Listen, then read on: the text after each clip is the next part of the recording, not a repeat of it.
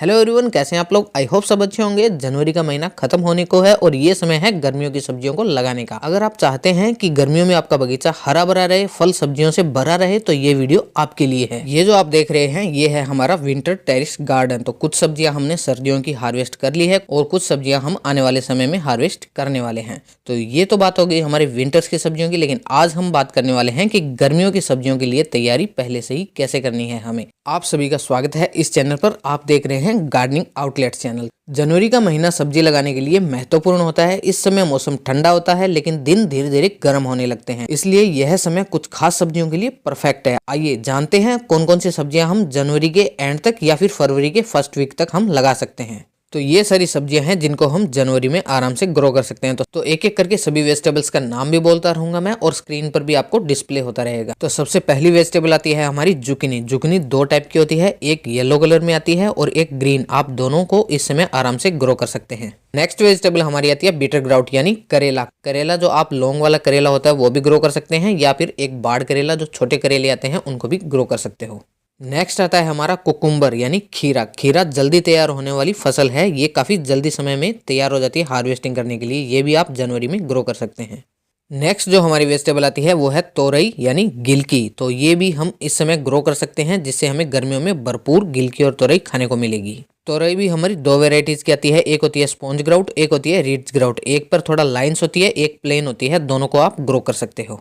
Next vegetable है हमारी pumpkin यानी कद्दू। नेक्स्ट वेजिटेबल आती है हमारी टिंडा। टिंडा को भी आप आराम से ग्रो कर सकते हो जनवरी के अंदर। नेक्स्ट आता है हमारा एश ग्राउट। ये सफेद रंग का पेठा होता है, इसको भी ग्रो कर सकते हैं। और वाटरमेलन और मस्क मेलन, तरबूजा खरबूजा को भी हम जनवरी के एंड तक ग्रो कर सकते हैं।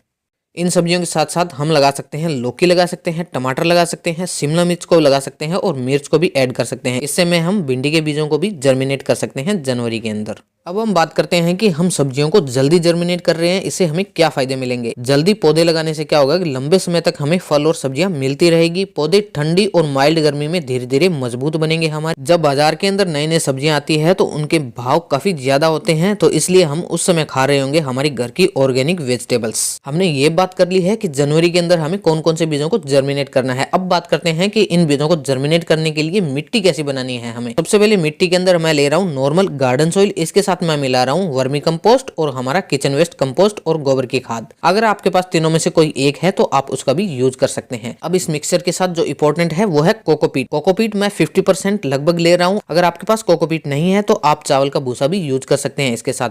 कोकोपीट मिलाना इसलिए भी इम्पोर्टेंट हो जाता है क्योंकि कोकोपीट मिलाने से हमारी जो मिट्टी है वो एकदम सॉफ्ट हो जाएगी और मिट्टी के अंदर पानी को रोक कर रखने की क्षमता भी बढ़ जाती है।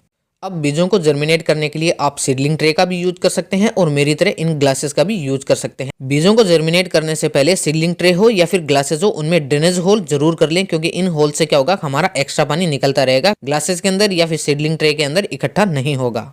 चलिए एक एक करके सभी ग्लासेस को भरते हैं और ये सारी ग्लासेस हो गई है तैयार। अब बारी आती है बीजों को लगाने की। बीजों को जर्मिनेट करते समय आपको इस बात का ध्यान रखना है कि जो नुकीला हिस्सा है उसे नीचे की तरफ रखना है और दूसरे हिस्से को आपको ऊपर की तरफ रखना है। तो चलिए एक एक करके सभी ग्लासेस के अंदर हम बीजों को लगाएंगे और मार्किंग भी कर देंगे, जिससे कि हमें ये पता चल सके कि हमने कौन सी रो के अंदर हमने कौन कौन से बीज लगाए हैं।